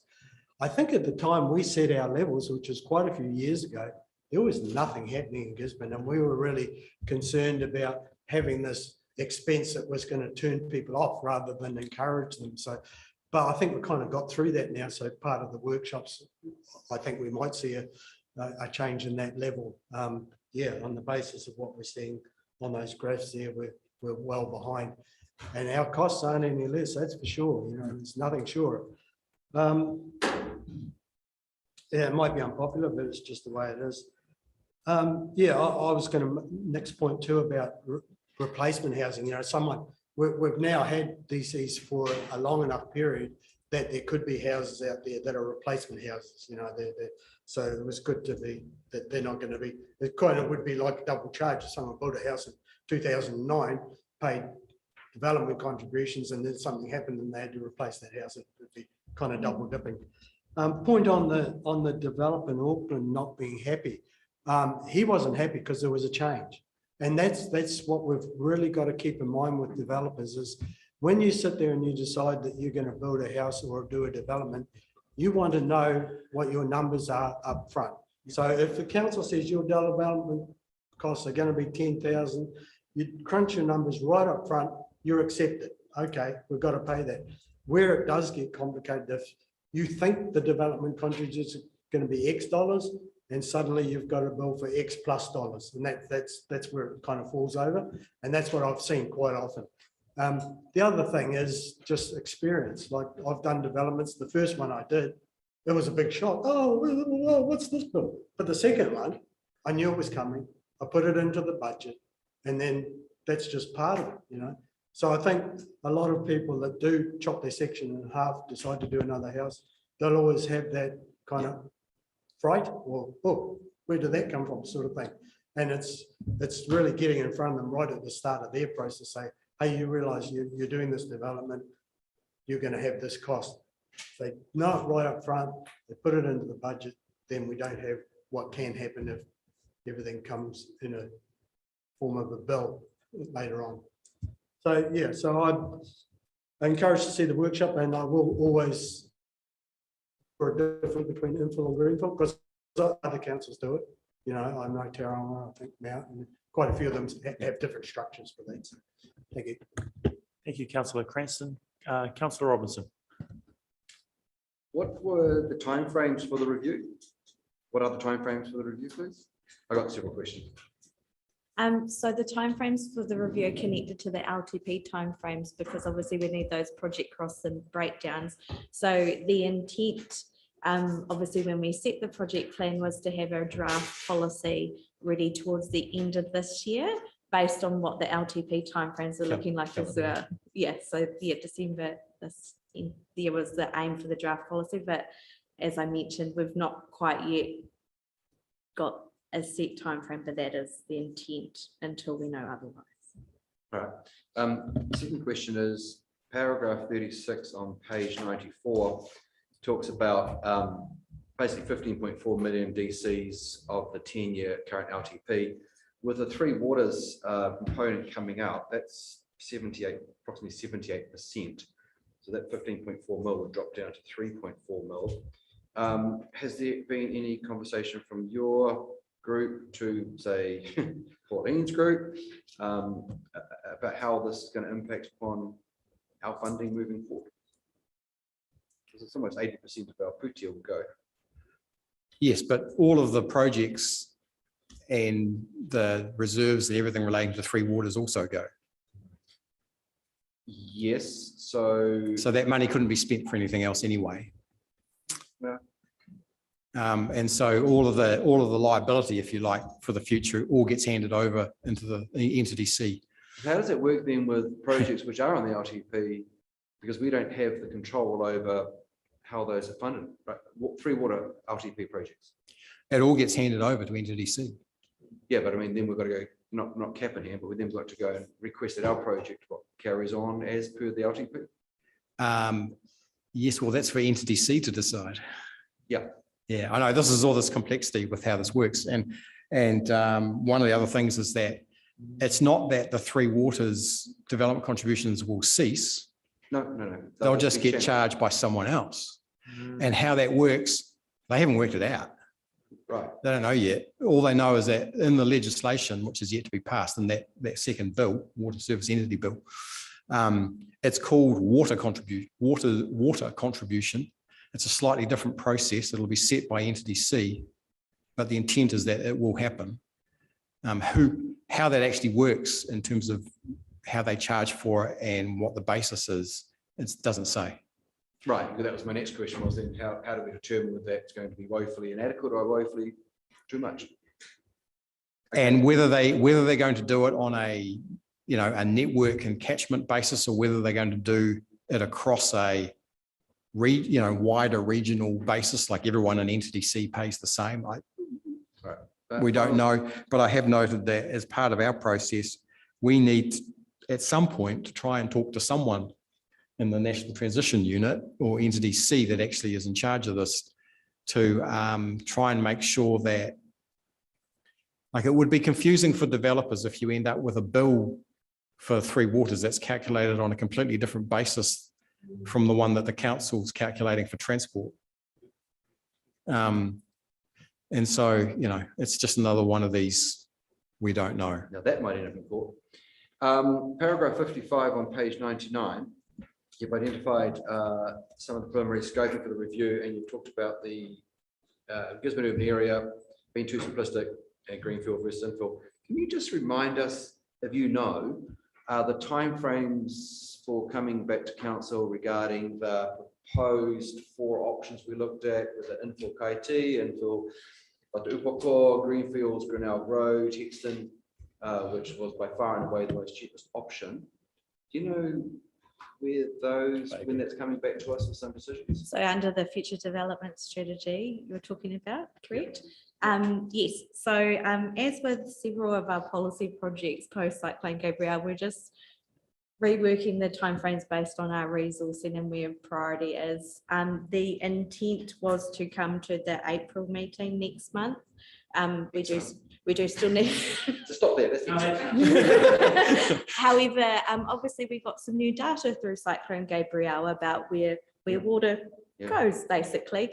So we're actually re-looking at those areas and sense checking that with that in mind to make sure that, you know, we're not putting up areas for intensification or growth areas that aren't actually suitable. So that's where we're at in the project now. We've kind of taken a little step back in order to go forward, but we'll obviously have a better outcome.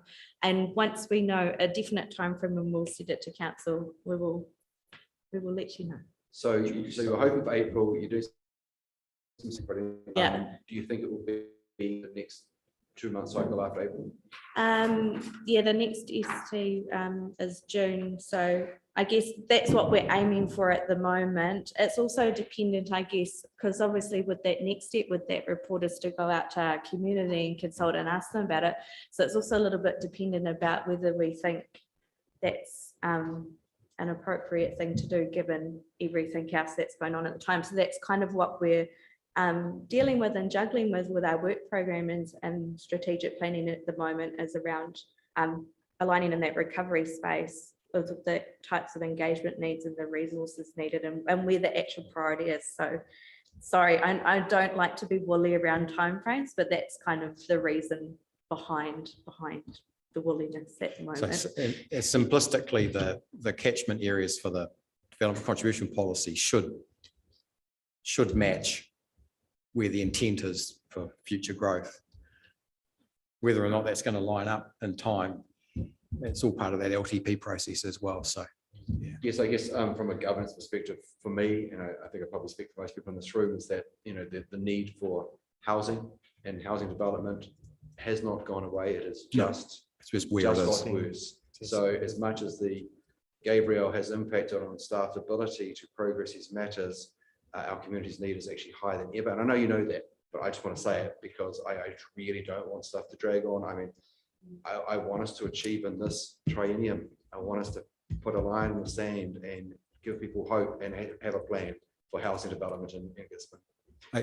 I should say that there's, when you do these development contribution policies and the LTP, they're not actually locked in for 3 years until the next review. You can do an amendment, but then you'd have to amend the LTP as well, which is costly. But for big stuff like this, sometimes you just have to do what you have to do. Thank you, Malcolm. Is there any others that haven't? Because if there aren't, I'll move by Councillor Cranston. We do have another couple of comments, but Councillor Tupara and then Councillor Fahu. Just an additional whakaaro since the discussion's been going in terms of monitoring the growth of the population of Gesek and whether or not there's been a thought when doing that kind of study about, although the population is likely to increase, demographic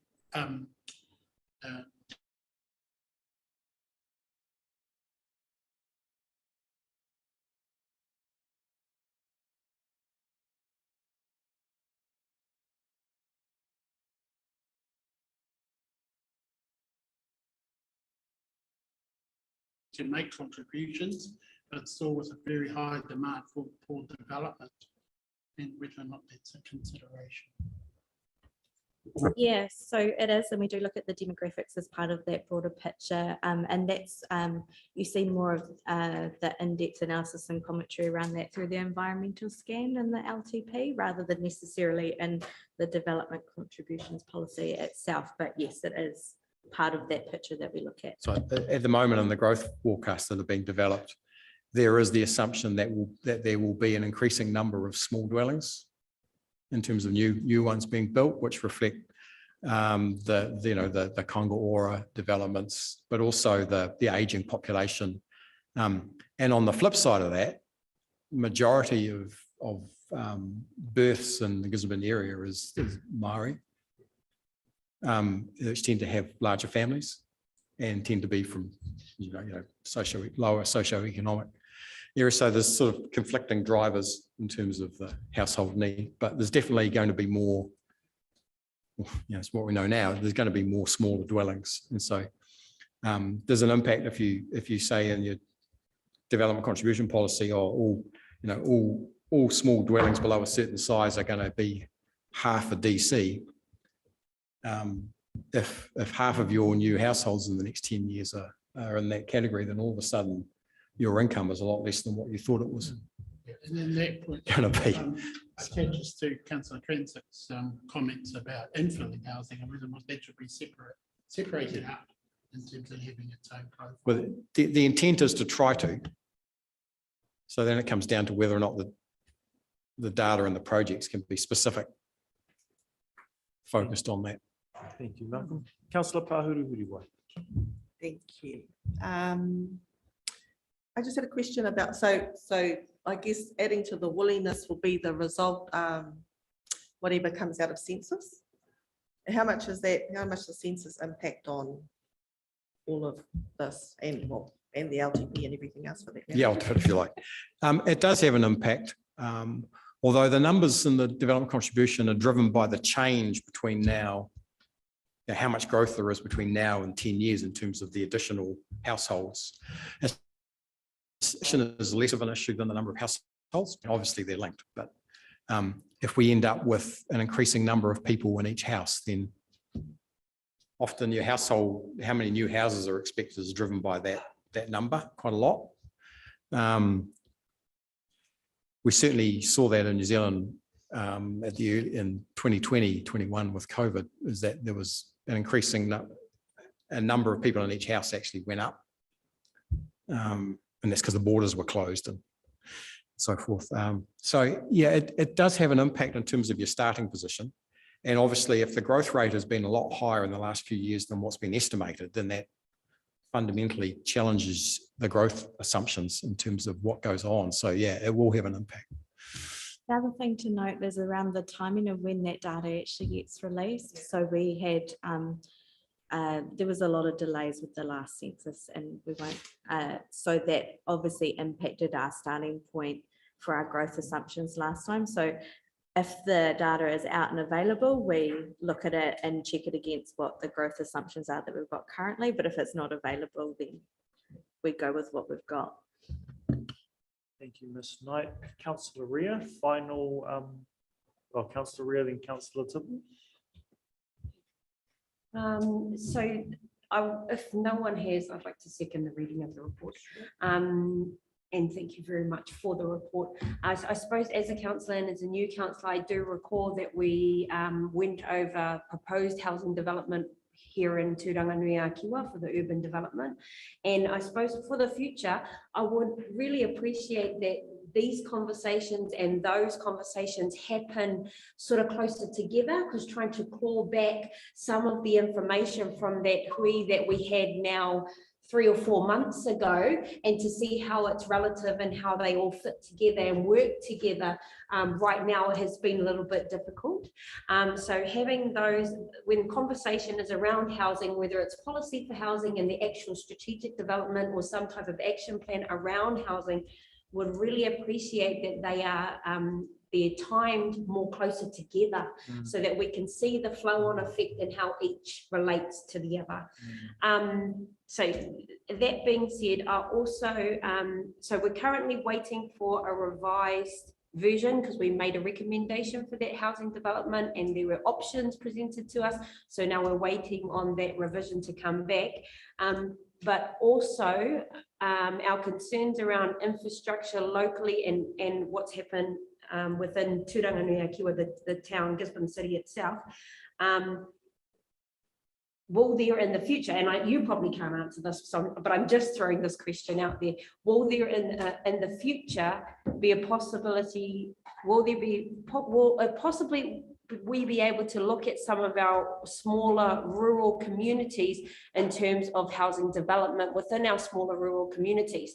Because even though our population here in Gisborne is large and more than we can cater for, there are a huge group of people that live and work here that if there was an option actually for them to live back in Tolaga Bay or Manutuke or Muriwai or Whatatutu or Motu even, that they would choose that option over living urban, but they live here urban because they actually don't have any other choice. So I understand that urban development is the focus, but also, you know, if we were to branch out, and it creates more.